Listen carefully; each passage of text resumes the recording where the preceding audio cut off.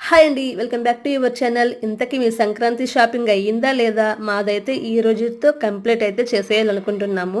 మొన్న ఎళ్లి సగం కంప్లీట్ చేసాము. ఈ రోజుతో పూర్తిగా కంప్లీట్ చేయాలనుకుంటున్నాము షాపింగ్ అయితే మాత్రం గను.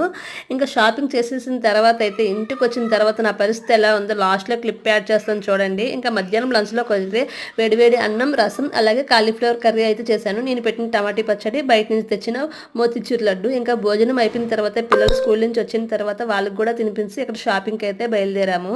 అంగోండి ఇంకా పిల్లల సెక్షన్కి అయితే వచ్చామన్నమాట. ఇంకా మాకు దగ్గరలో ఉండే జీవి మాల్లో అయితే మా షాపింగ్ అంతా కంప్లీట్ చేసామన్నమాట.